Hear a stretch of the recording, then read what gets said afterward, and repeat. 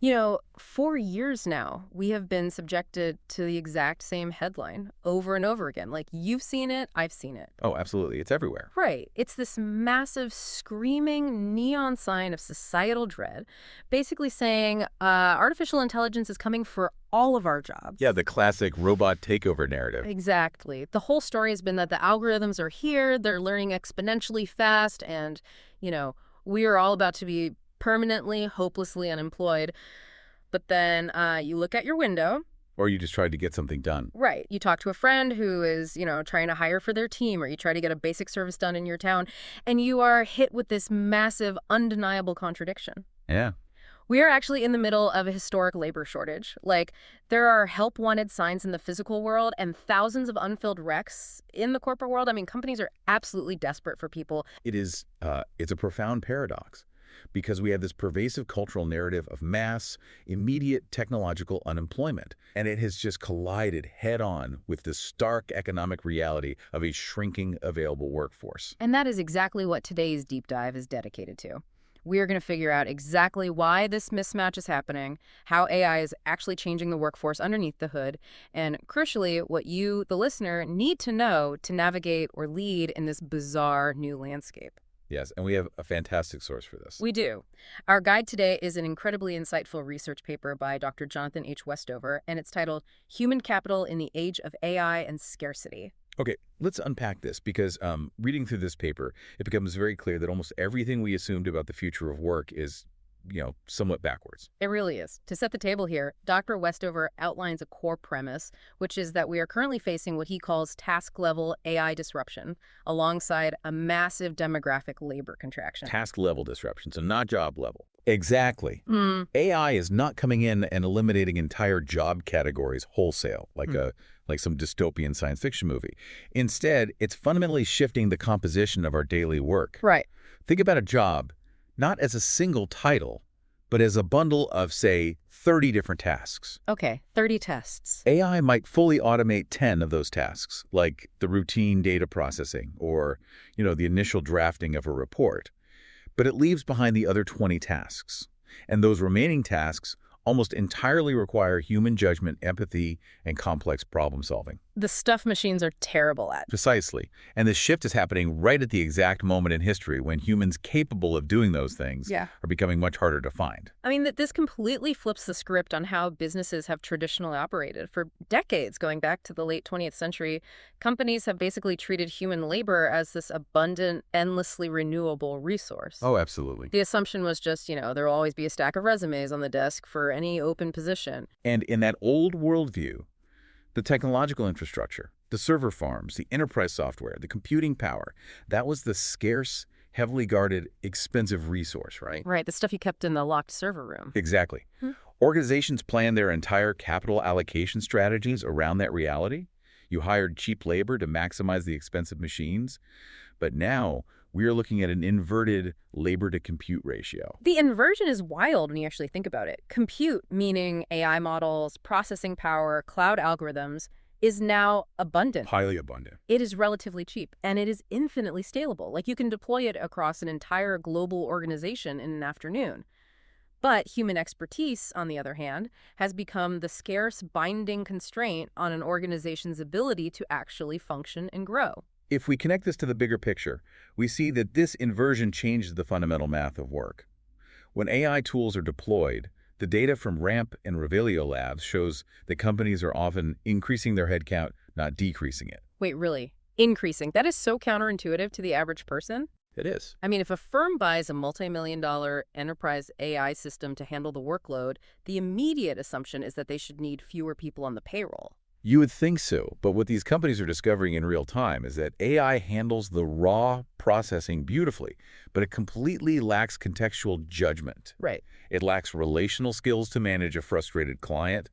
It lacks the nuanced domain expertise to know when a statistically correct answer is actually a terrible business decision. Yeah, a machine doesn't know company politics or client sensitivities. Exactly. So to actually get value out of that abundant, scalable AI, organizations need more highly skilled humans who know how to wield the technology, interpret its outputs, and apply it to messy real-world problems. I was trying to visualize this structural shift, and it feels a lot like building a house. Imagine a construction crew suddenly gets a massive delivery of unlimited, cheap, incredibly powerful automated power tools. Okay, I like this. That's the AI. But you still cannot actually build the house if you don't have any master carpenters on site who know exactly where the load-bearing walls go or how to read the blueprint and where to actually apply those tools. Right, the tools don't build a house by themselves. Exactly. The advanced tools are effectively useless without the human context. The master carpenter is the bottleneck, not the saw. And that structural bottleneck brings us to the obvious question. If human talent is the scarce resource holding everything back, where did everybody go? The Great Vanishing Act. The numbers in this research paper are just staggering. The U.S. labor force participation rate has dropped from a peak of 67.3% back in 2000 down to roughly 62.5% recently. And, that percentage drop might sound small on a deep dive like this, but in raw numbers, we are talking about roughly 8 million fewer participants than demographic growth alone would have predicted. 8 million people just gone from the workforce. Yes. And it is crucial to understand that this is not a temporary post-pandemic hangover. This is a deeply entrenched structural decline. Yeah, the paper points out that demographic aging is a massive driver here. The baby boomers are retiring in massive numbers, and subsequent generations simply aren't large enough to replace them one for one. That's a huge piece of the puzzle. But it's not just age, is it? You have massive compounding caregiving demands. During the pandemic, childcare and elder care responsibilities intensified drastically. For a lot of people, the societal infrastructure just wasn't there to support them maintaining a 40-hour work week. So they had to leave the workforce entirely. Right. You also have to factor in long-term health considerations, including things like long COVID, which economists estimate sidelined a significant percentage of prime age workers. And finally, there are profound psychological preference shifts. People just deciding they've had enough. Exactly. Millions of people have simply reassessed their life priorities, their mental health, and frankly, what they are willing to tolerate in terms of rigid working conditions. And the real-world fallout of this scarcity is not just, an HR headache for some corporate recruiter. It's actively breaking systems we all rely on every day. There's a data point here about healthcare that is impossible to ignore. In markets with acute nursing shortages, emergency room wait times are increasing by 25 to 40%. It's the purest definition of a binding constraint. A hospital network can invest hundreds of millions in state-of-the-art diagnostic equipment and new hospital wings. But without the nurses to monitor the patients and administer the care, operational capacity plummets. The physical beds just sit empty. Yes, and this constraint applies to knowledge work just as severely. There's a 2023 Gartner study highlighted in the paper that looked at what happens mechanically when knowledge workers leave an organization. They found that companies losing more than 15% of their workforce annually see a 40% increase in defect rates. Wow, 40%. Yeah, and 20 to 30% longer project timelines. Because the tacit knowledge walks out the door. I mean, think about your own job for a second. It's not just about knowing how to do the broad strokes of a profession. No, it's the specific details. Right. It's about the fact that the specific person who left knew exactly how to navigate your company's quirky 10-year-old legacy software. Or they knew the unwritten rule that a specific major client likes to be communicated with on Tuesday mornings via phone, never email. You cannot just train a new hire on those invisible, unwritten rules in a week. You really can't. Yeah. That tacit knowledge departs much faster than institutional documentation or onboarding modules can ever preserve it. And the financial cost of this bleed is exorbitant. Replacing a professional costs an organization between 150% and 250% of that departing person's annual salary. 250%. Yeah, when you factor in lost productivity, the recruitment process, and the months of training required to get a new hire up to speed. But wait, let me play devil's advocate here. If the shortage is this acute and replacing someone costs up to 250% of their salary, why don't companies just pay more? I mean, if you have a labor shortage, basic economics says you raise the wage to meet the clearing price. Problem solved. Right. That is the traditional 20th century economic reflex.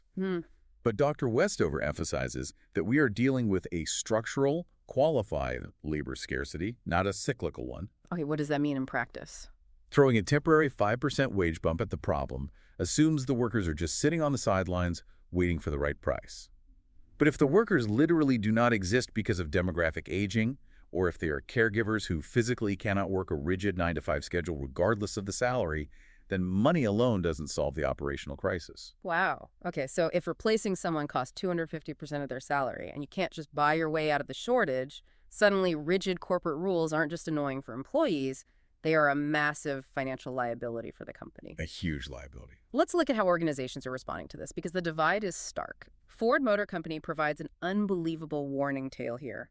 They instituted a rigid 4-day-a-week return-to-office mandate, and they enforced it with the threat of termination. What's fascinating here is the sheer strategic misalignment at the executive level. Ford is operating under the old assumption of labor abundance.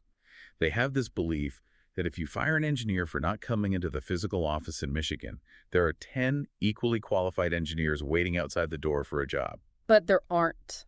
At the exact same time Ford is firing people for not swiping a badge, Georgetown University is projecting a shortfall of 210,000 engineers by 2030 across the economy.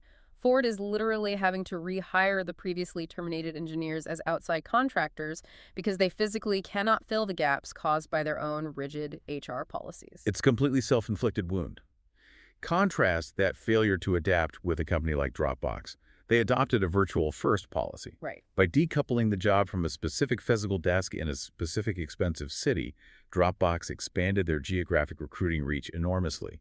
They reported a 15% improvement in candidate acceptance rates. That is massive. It is. By offering flexibility, they were able to attract and retain the exact caregivers and parents who simply would have exited the workforce under Ford's mandate. And it's not just about making people happy or, accommodating lifestyles. It is about raw output and mechanics. The deep dive source references a randomized trial by Nicholas Bloom at a Chinese travel agency. Oh, this is a great study. Yeah. They took call center workers and let them work remotely. The mechanical result was a 13% productivity boost and 50% lower attrition. 50% lower. Right. They were getting more done because they weren't burning energy commuting, they had fewer environmental interruptions, they took fewer sick days, and most importantly, they stayed with the company. The retention aspect is critical. Research from Cisco indicates that 78% of high performers would consider leaving their jobs specifically over rigid office policies. In a market where human expertise is your absolute binding constraint, dictating where that human must sit every single day is a massive, unforced strategic vulnerability. Absolutely. Now, expanding the geographic pool via remote work is a great first step. But the paper makes it clear that if the entire demographic talent pool is fundamentally shrinking, companies have to fundamentally change who they consider qualified in the first place. This requires moving away from reactive hiring, where you wait for someone to quit, post a generic job ad with a long list of requirements, and hope for the best. Right, the post and pray method. Exactly. Organizations need proactive workforce planning. And a huge part of this shift is inclusive access and skills-based hiring. Like JP Morgan Chase dropping degree requirements for over 50% of their open positions.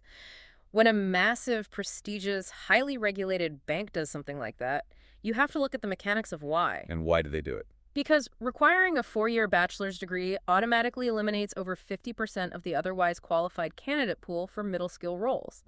They realized they were artificially shrinking an already shrinking talent pool by using a blunt instrument to filter resumes. And when an organization shifts to skills-based hiring, using work samples, coding tests, or job simulations rather than looking for a specific alma mater, they instantly expand their access to capable talent.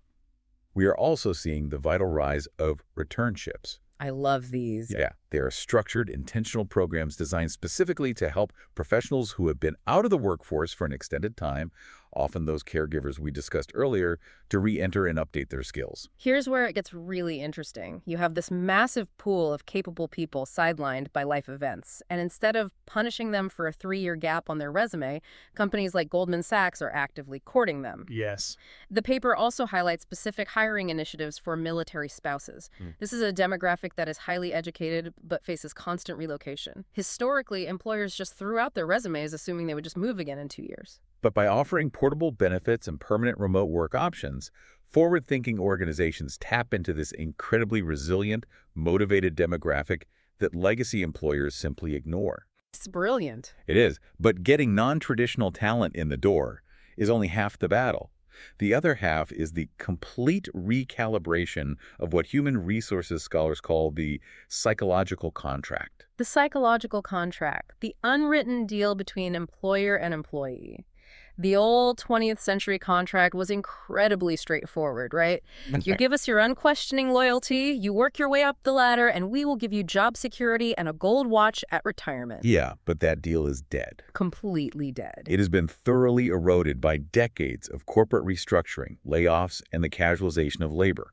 The new workforce, particularly younger workers, completely understands that lifelong security is an illusion. Therefore, they expect a psychological contract centered on continuous skill development, autonomy, and authentic purpose. Look at how companies are stepping up to this new reality. Take Patagonia. Their psychological contract is incredibly explicit and deeply mechanical, which is that environmental activism supersedes profit. Yeah. They will literally bail an employee out of jail if they get arrested, protesting peacefully for the environment. That contract naturally filters out candidates who don't care about the mission. But for the people who do, the loyalty is absolute. They don't have recruitment problems, even though they are located in a relatively remote area in California. Because it is an authentic, purpose-driven contract. Then you have a company like HubSpot, which tackled the skill development side of the new contract. What did they do? They built an incredibly robust internal mobility program. Usually, when a mid-career software engineer feels pigeonholed in their current role, they just leave for another company to get a new experience. Yeah. HubSpot realized this standard industry practice was costing them a fortune in that 250% replacement cost we talked about. So instead of forcing an engineer to stay in their narrow lane, HubSpot created heavily supported lateral transitions. An engineer can move to a totally different project or even a different business function without having to quit. And by just letting their people move around internally and learn new skills, HubSpot drove their voluntary turnover down to 8% and saved an estimated $12 to $15 million annually in replacement costs. It's incredible. Treating retention like a mechanical strategic asset completely changes corporate culture. It's no longer about ping pong tables and free snacks. It's about giving people agency over their own careers. This raises an important question, though. How does AI itself fit into solving this capability gap? We have discussed how AI makes human expertise more valuable, but organizations are also discovering that AI can be the ultimate tool for accelerating the creation of that very expertise. So AI goes from being the thing that replaces you to the ultimate co-pilot and coach. Yes, a prime example of this mechanism in action is Unilever's supply chain division. They were facing a massive demographic cliff. Their senior supply chain experts who held decades of deep institutional knowledge about navigating complex global logistics, weather delays, and supplier negotiations, they were all reaching retirement age simultaneously. Wow. So all that tacit knowledge we talked about earlier, like knowing exactly which backup supplier to call when a port shuts down in Asia, was about to walk out the door permanently. Exactly. But instead of trying to find impossible one-to-one replacements in a tight labor market, Unilever codified the reasoning patterns and the decision frameworks of those retiring experts into an AI-powered decision support system. That is wild. Right. Then they had their junior managers use this AI system essentially as a live coach. If a supply shock happened, the AI would offer scenario analyses and optimization recommendations based on the veteran's logic, while the junior manager evaluated the context and made the final call. And the results of this are staggering. The paper notes that within 2 years, these junior managers were making complex logistical decisions at a quality level that historically took 5 to 7 years of real-world trial and error to achieve. Yes. The AI fundamentally compressed the time it takes for a human to become an expert. We see this exact mechanism corroborated in broader economic studies, too. The deep dive sources detail a randomized trial by MIT researchers, Noy and Zhang, using GPT-4 for professional writing and analysis tasks. And what did they find? They found AI assistants improved overall worker productivity by 37%. But the most crucial detail is who benefited the most. The greatest performance gains were seen among the lower skilled or novice workers. The AI effectively lifted the bottom of the performance curve, rapidly compressing the experience gap between the rookies and the veterans. Which is amazing, but, and let me push back here for a second. If I'm a senior expert and I have spent 20 years mastering my craft and suddenly some new hire with 2 years of experience is performing almost at my level because they have an AI co-pilot whispering the answers in their ear, does this penalize a lifetime of deep, hard-won experience? It is a very valid concern. But the reality of how this plays out in a well-managed organization is that the AI handles the routine instructional components and the baseline pattern recognition. What this does mechanically is free up the true experts from constantly mentoring novices on the absolute basics. Oh, I see. The expert's time is now liberated to focus on the highest value work. Complex, ambiguous judgment calls, unprecedented contextual nuance, and long-term strategic thinking. The exact areas where AI models completely fall apart. The expert isn't penalized. Their role is elevated from tactician to strategist. But that elevation only happens if we manage the AI integration correctly. The paper highlights the danger of the black box deployment, which is basically just unleashing AI on a workforce without thinking about the mechanical human impact. This is where MIT's AI governance framework provides a critical roadmap for companies. They emphasize human-in-the-loop workflows. If you automate a decision-making process entirely and remove human decision rights, you risk actively de-skilling your workforce over time. It is like muscle memory. If a worker no longer has to weigh the variables because the machine just spits out the final answer, they eventually forget how to make the decision at all. It's like forgetting how to navigate your own city because you just blindly follow the GPS turn-by-turn directions every day. If the GPS breaks, you are completely lost. Precisely. MIT's framework mandates that workers must maintain override authority over the AI. Furthermore, there must be strict transparency standards. A worker cannot learn from an AI coach if the AI's reasoning is a black box. They need to see the math, so to speak. Yes. The human must be able to see the variables and understand exactly how the AI arrived at its recommendation so they can critically evaluate its validity. If you don't design your AI deployment around augmenting human capability, you end up degrading the very human asset you are desperately trying to maximize in a labor shortage. So what does this all mean? We've covered demographic cliffs, $15 million internal mobility programs, and AI coaches that compress decades of experience into a few years. For you listening right now, whether you are leading a massive team, looking for your next role, or just trying to future-proof your own career, the takeaway from Dr. Westover's research is remarkably clear. Extremely clear. The future belongs to those who view human expertise as the ultimate premium asset. The fundamental math of work has changed. You're not competing against an AI algorithm for a job. You are competing in a market where your unique human context, your ability to handle ambiguity combined with your fluency in using these tech tools makes you incredibly structurally valuable. And that reality leaves us with a fascinating structural puzzle to consider as we wrap up. Well, if AI acts as this great equalizer, mechanically taking novices and helping them perform like 5-year veterans almost overnight, how does that change the very nature of a career ladder?